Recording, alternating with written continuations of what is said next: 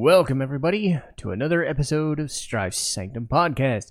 My name is Citizen Strife, and I'm near the end of the summer season of anime. So a lot of shows are ending or are in the process of ending. Maybe like an episode or two left, including a couple that I did get to recently. So there's going to be less of things, but I'm going to feed into fall stuff as that develops, as dubs start coming in it here and there, or in the case of some shows may not be ending. I know a couple that aren't, or a couple that are probably going to keep going.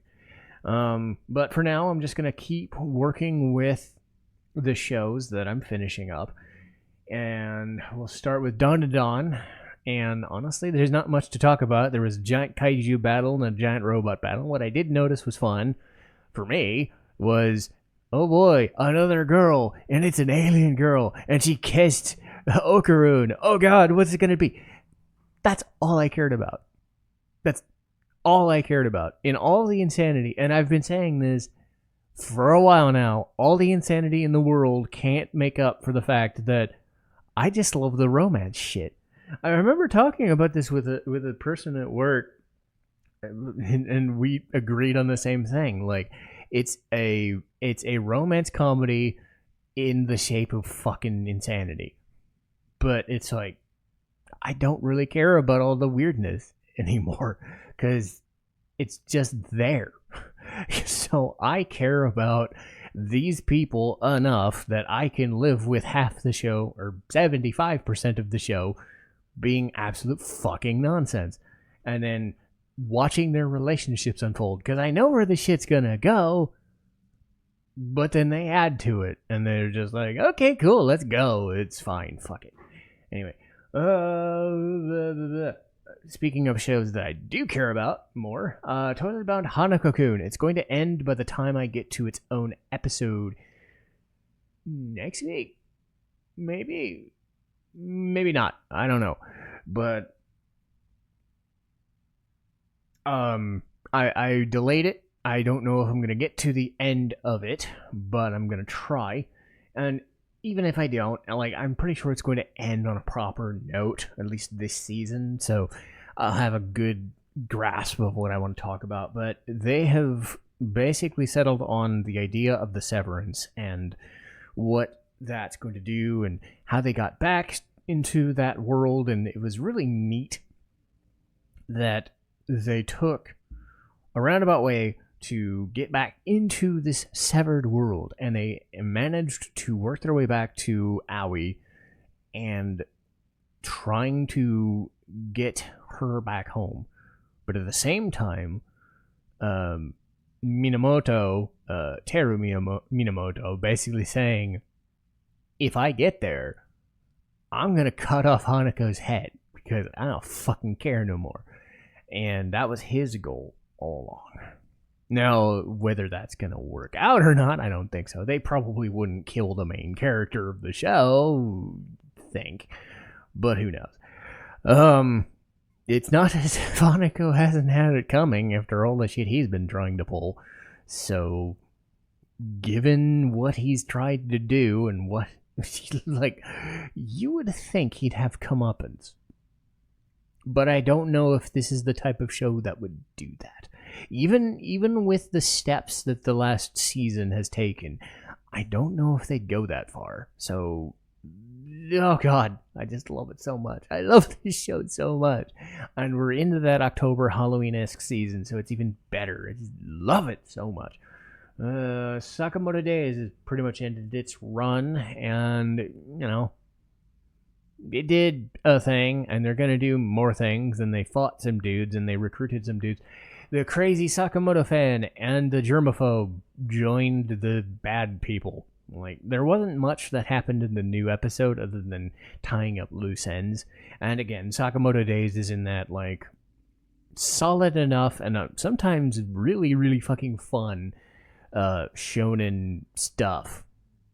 Much like, well, to a lesser extent, Tougen Anki, which is good in its own way, but not great.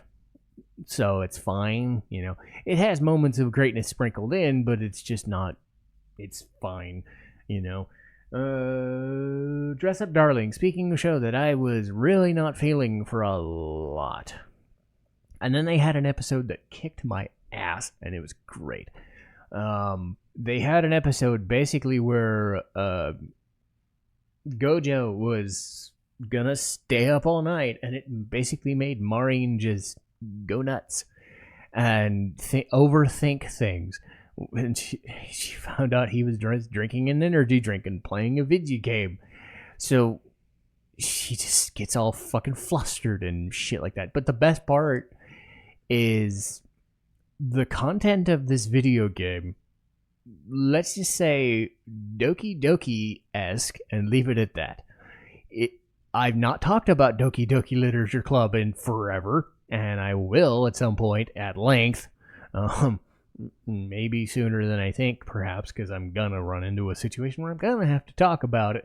But yeah, Gojo gets his introduction to absolute crazy ass deadly subversion, and the fact that they went into such detail about this fake video game that they're gonna cosplay, to the level that it fucking like messed with his head a little bit. You know, if he was a little bit younger, he would have gone like mindfuck. But it was cool that this show, which was kind of plodding along, and we're doing the cosplay stuff, we're having fun, we're doing an episode like that was kind of neat. And all they were doing was describing things. They weren't really showing things in detail, because that's something a lesser show would do. But you know, or if they were going to show it, it would have been like a main plot line rather than just some aside about some show, you know. But I think the show needed like those double things. It needed Gojo overreacting to a weird fucking video game, and Maureen overreacting to his overreaction to staying up all night. Like, and all he did was drink an energy drink. It was like, but you need shit like that romantic tension and shit, because the cosplay stuff is great, but I still need to care about the characters too. And if you're just gonna go talking about stuff that, I mean, I like cosplay, but I'm not into it, you know, and I'm not into the banter, you know. I'm into like why these two are into it. So there. All right. You can sense a pattern of what I'm starting to like and not like, and if I'm going to like a show and not like a show and stuff like that. You can kind of tell. Speaking of stuff I like, Gachiakuta. This is what Tougen Anki, I keep saying Tougen Anki and Clevatess wishes they could be. And I've said that all season, and I'm not going to stop now. And I'm very glad that this is one of those shows that's going to keep going, because it's the best one of them. And it's better than Sakamoto Days. Weird to say that, but I think it is. Because the last couple of episodes have been about this weird girl that has been kind of using the party against each other, and just her fascinating weirdness, and making it work in the scope of this, hey, we're gonna beat the shit out of each other, and it's not gonna be fun, and it's gonna suck kind of way. And then you'd think that the thing was done, and everybody was cool, they found a resolution to it all, and then Ruta fucking hauls off and is not done. And it's just like, okay. I was not expecting this to keep going, but okay. And he puts an exclamation point on this fight, something fierce, because it was over, and he made sure it was over when everybody else thought it already was. So this show is not above weird, crazy, dark shit. And if nothing else, the older I get, the more I'm into crazy, weird, dark shit. But it's got to make sense. And the end of that sequence was nice. They've had two really good like set piece villains for the last 6 episodes or so, and they've both been fucking insane. It's great, and I just love it because they take their time giving you, setup and backstory as to why this world is the way it is and who's setting it up and why they're setting it up. And they're setting up more shit, which is why I'm grateful that they're going to keep going. This is one of the shows like Apothecary, which went for 24 episodes, and this is going to do the same thing, A lot of shows have recently done the full 24 or 25 or 26 episode situation. Again, I've mentioned this quite heavily. A lot of shows were just doing the 12 or the 13 for a while, and they still do. But I'm definitely seeing that turnaround back to these shows were fully fleshed out 26 episode things forever. I don't know why it changed, but I kind of enjoy it. I kind of, because you do have the split cores. You do have the instance of, okay, we'll do a thing, and then 2 years later we'll do, like Spy Family is kind of doing half and half of that. Like they're doing a full core, then they won't, and then they'll split it, and then, then you wait a couple years, and you do another one, and then you do another 13, shit like that. Sometimes it's nice to have like a full 24 and just be like, all right, now I can take a break. Like, you've exhausted as much as you're going to exhaust. Let's call it. Unless you're like one of the endless One Piece things that are just like every fucking week. No, I'm not watching that. Anyway, but yeah, I'm happy that shows are taking the 24 episode approach again and not doing split cores either. Because I like stuff like Black Butler doing, 2 cores kind of back to back, like within 2 seasons of each other, or shows that do it that way. But I also like being able to be like, every week, I like you. You are nice. Just do that. Just keep doing what you're doing. And if you've got something like Gachiakuta that has all this like world building and character stuff that you can do it. And again, speaking of Tougen Anki, they're doing the same thing. They're world building. They're not as good. Their characters are very bare bones and basic and dumb. Like the main character is like cool in an aggravating way, and other characters are very, okay, we'll hear something about them here and there, and then we'll introduce that, but it does have things it wants to say. It's just not very interesting, but it's fine, it's Gachiakuta but worse, so it's fine, it's got its own show. I think what sucks is that I have so many shonen shows in my head, and Clevatess could have been one of those in a dark fantasy sort of way until I just decided that I don't really care about the characters and I dumped it in episode 3. But when you see shonen just be shonen and you're just like, okay, this show's doing this, but then that one's doing that, and then I'm like, what? Which one's doing what now?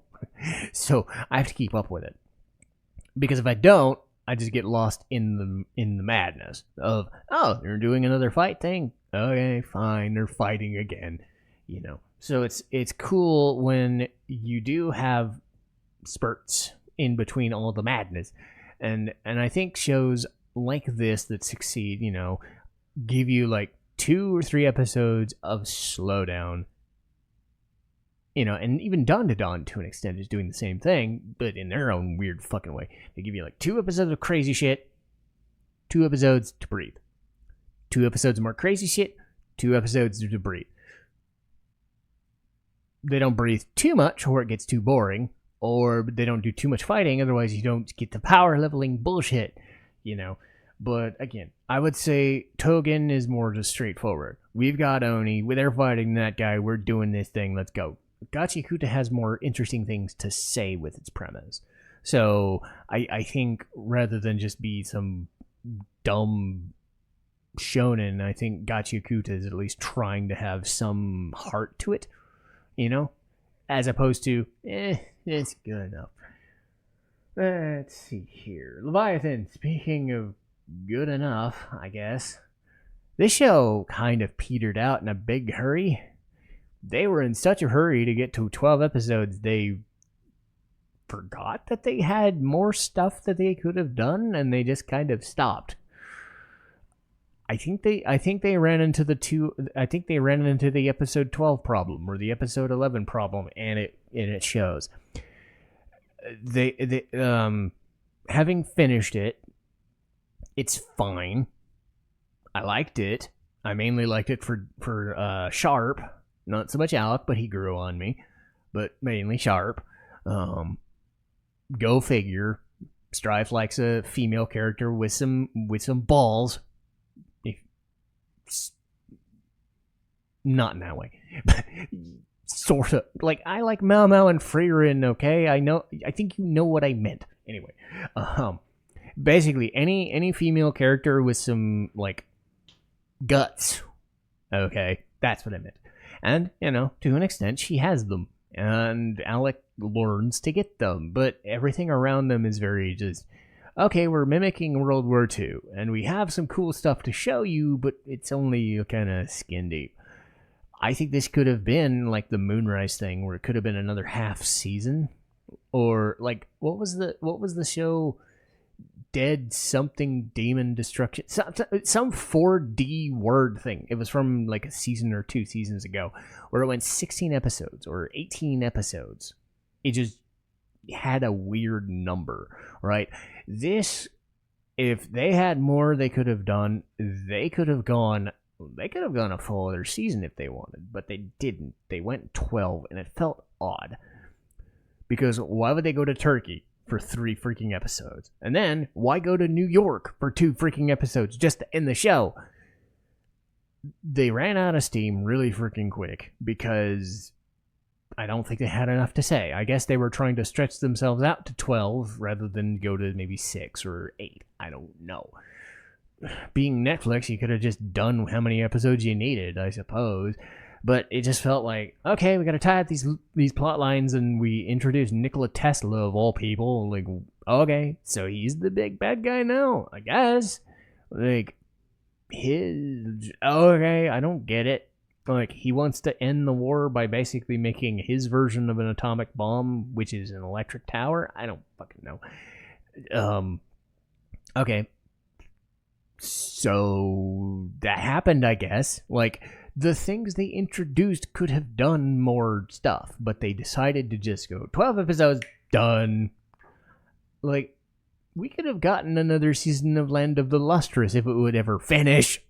I would have taken that, or I would have taken the second season of Trigun Stampede, because Trigun Stampede, first couple episodes of that were kind of bleh, and then it really started to hit its stride. I'm like, you got more you can do. Like, Leviathan is sort of a waste of time, and it really sucks because it's good enough, but that's all it ever wants to be, is good enough. But it doesn't have anything worthwhile to say. XX bleeding blisters or whatever the fuck Dylan keeps saying. And it's like, okay, I like her, but I didn't really care for much else. So, maybe someday I'll talk about the show and then totally not recommend it. Because I've done that before. Speaking of shows that I will recommend wholeheartedly, With You in the Rain. Fuji joins an animation studio and helps write part of the animation, and then does a bunch of stuff with the raccoon dog thing. Need I say more? She spends time with her friends and then talks to fricking you again over and over, and then they get fat and they eat junk food. It's the same show. It's been forever, and it's lovely. It's not trying to be anything more or anything less. It's them hanging out and doing stupid shit, or them going to the park and doing stupid shit, and it's just serene and calming and fun. For all the shows that have all this crazy shit going on, my favorite show, other than Toilet Bound Hanako-kun, which has the legacy behind it for being a show from a few years ago, the best show of the season has maintained and will stay a show about nothing. A show about a woman and her fucking dog, who is a raccoon, but is a dog, but is an alien, is a dog. Whatever. Nothing changes. And it's glorious. It shows about nothing for 12 episodes, and it's grand. And I can't wait for tomorrow because I haven't finished it. There's 2 episodes remaining, I think. There's like 1 or 2 more. I don't know. I don't care. I just love it. I love it for the same reason that I love something like Senko-san. It's just like dumb fun. Though even that one had somewhat of a plot, but no, it wasn't. This is the episode of... This is the epitome of healing. It's just, do you like pets? Do you like seeing pets do pet things? Do you like owners doing pet owner things? This is the show for you. If you don't like that, it is not the show for you. But this, from day one, was my favorite show other than Hanako-kun, and it's going to stay that way. I'm very happy. So you can bet your ass that unlike Leviathan, which is one I wouldn't recommend, this is one I wholly would.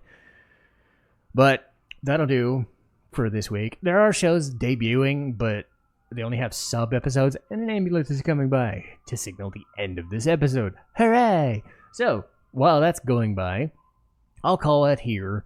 And again, once stuff starts filtering in, things will, venture into fall. Like Spy Family Season 3, I believe. Like, that's going to be the big one of the season for me. But there's a lot I want to watch. And hopefully, I get another season that was like this, where it's like, 7 shows? If you count Lord of Mysteries, which I hung on to for like 6 episodes, it was almost a half of a full season. It was like, goddamn, so much stuff that I stuck with. It was really good. So I'm hopeful that next season's good. If it is, it is. If it isn't, it isn't. But we'll see. As far as this podcast goes, let's see. Talking about Toilet Bound Hanako-kun at length next week.